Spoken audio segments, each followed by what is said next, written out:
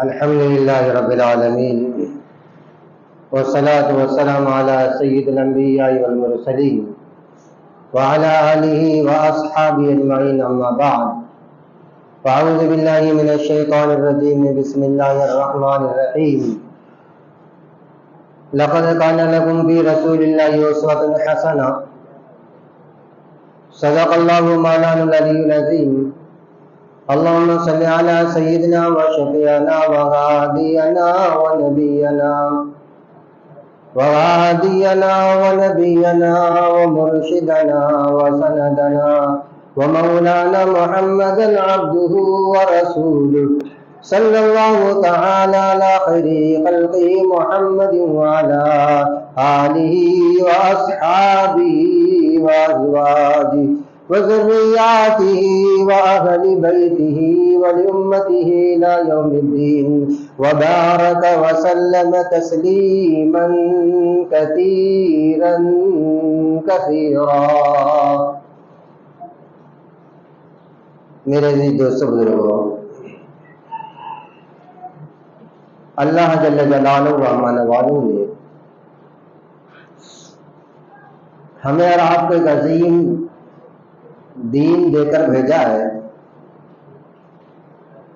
جس دین کے اندر اللہ تعالیٰ نے دنیا کی سرخروئی بھی رکھا اور آخرت کی بھی رکھا. اس جملے سے یہ بات ہمارے ذہنوں میں آ رہی ہوگی کہ دنیا کی سرخروئی کیا ہے اس میں، جبکہ دنیا میں حالات ہمارے سامنے ہیں.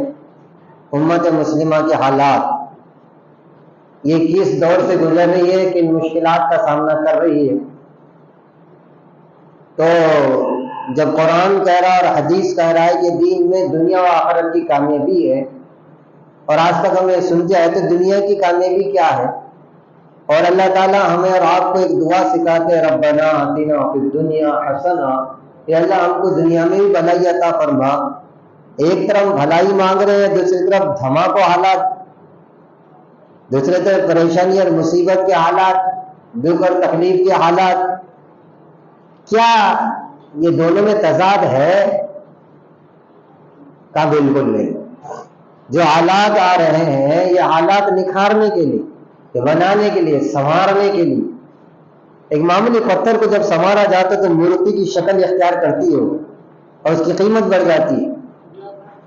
ایک کپڑا ہے اور جب میلا کچیلا ہوتا تو کوئی بھاؤ نہیں ہوتا، اس کا اٹھا کر پھینک دیا جاتا ہے حمام کے اندر، اور پھر بعد میں اس پر حالات آتے، دھوبی پر جاتا ہے، دھوبی والا مارتا ہے، پٹکتا ہے، پھر گرم گرم پانی میں کھول کے پانی میں ڈالتا ہے، پھر نکالتا ہے، پھر گھستا ہے، پھر نچوڑتا ہے، پھر سکھاتا ہے، پھر اس کے بعد گرم گرم استری چلاتا ہے، پھر اس کو قابل کر دیتا ہے.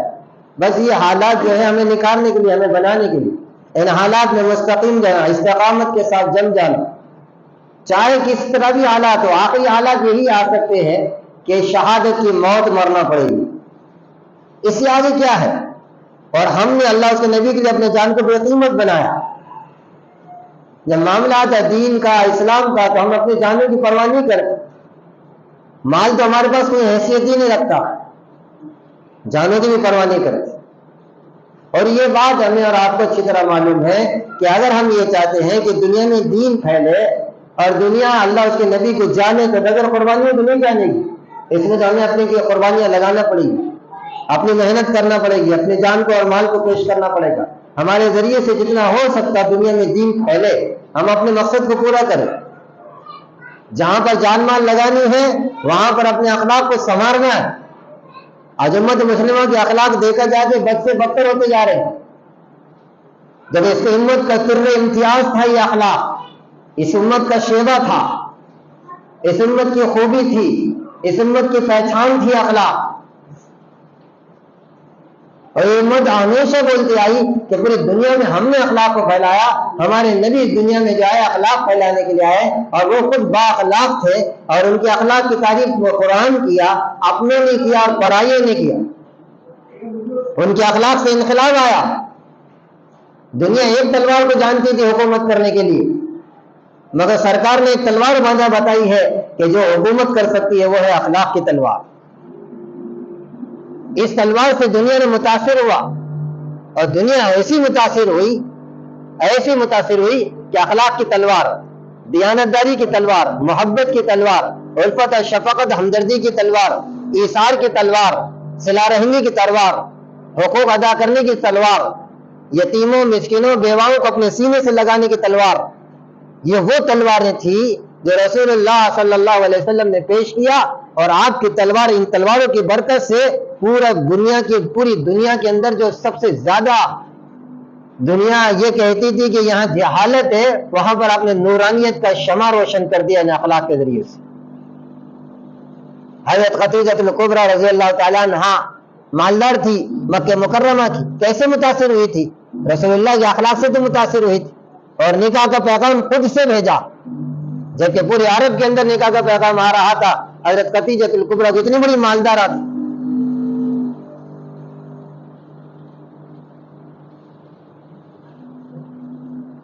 حضرت خدیجہ الکبریٰ کی زندگی اٹھا کر دیکھو آپ، والد صاحب سے ملا تھا ورثے میں مال، رسول اللہ صلی اللہ علیہ وسلم کی نظر کر دیا، کیسے متاثر ہوئی؟ حضرت علی بچے تھے، حضرت علی متاثر کیسے ہوئے تھے رسول اللہ سے؟ ابو بکر صدیق کون تھے؟ دوست تھے اور بڑے تاجروں میں شمار ہوتے تھے، کون سی تلوار تھی جو ابو بکر کو متاثر کر لی؟ عمر کو متاثر کرنے والی کون سی تلوار تھی بتاؤ؟ مکہ مکرمہ میں عمار، یاسر، خباب اور بلال، ان لوگوں کو متاثر کرنے والی کون سی تلوار تھی؟ بلال کو سینے سے لگانے والی تلوار، خباب کو سینے سے لگانے والا، غلاموں کو اپنے ساتھ رکھنے والی تلوار تھی۔ وہ اخلاق تھے جو پوری دنیا کے اندر ایسے متاثر کر دیے تھے کہ پھر جان دینا ان کے لیے آسان ہوگا کہ رسول اللہ کو چھوڑنا گوارا نہیں کرتے تھے، سرکار کے پیروں میں ایک معمولی خراش آ جائے یہ گوارا نہیں کرتے تھے۔ یہ کیوں ہوئی تھی؟ آپ نے ایسے اخلاق پیش کیا تھا، عدالت کی اخلاق، انصاف کی اخلاق، محبت کی اخلاق، دیانتداری کی، سخاوت کی، رحم دلی کی، ایثار کی، بھائی چارگی کی، سلوک، اچھا سلوک، ماں باپ کے ساتھ کیسا، بھائیوں کے ساتھ کیسا، بہنوں کے ساتھ، یہ ساری کے سارے تو وہ تلواریں ہیں کہ جو دلوں کو متاثر کر دیتی، یہ جسم پر نہیں دل پر اٹیک کرتی، دل کو گرویدہ اور غلام بنا کر رکھ دیتی۔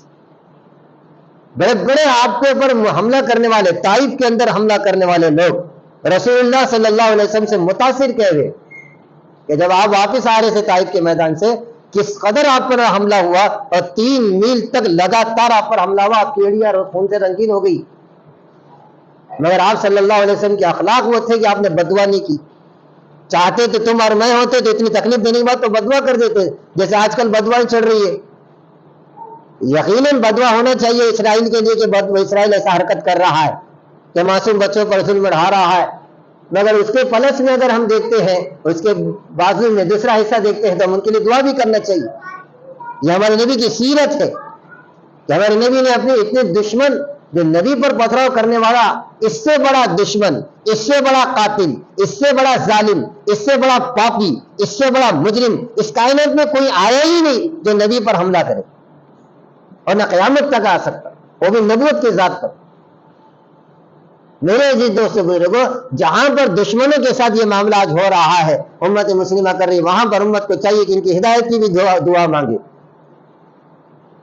یہ الگ بات ہے کہ اسرائیل کے ساتھ بہت سے مرتبہ ہم نے ان کے ساتھ اخلاق کا برتاؤ کیا، محبت کا برتاؤ کیا، ایثار ہمدردی کا برتاؤ کیا، مگر انہوں نے اس کے جواب میں ہمارے ساتھ دشمنی کی، عناد کیا، حسد کیا، اور ہم آپ پر جلتے رہے، ہمارے قرآن کے دشمن بنے رہے، ہمارے نبی کے دشمن بنے رہے، ہمارے مساجد کے دشمن بنے رہے، ہمارے تہذیب اور تمدن کے دشمن بنے رہے۔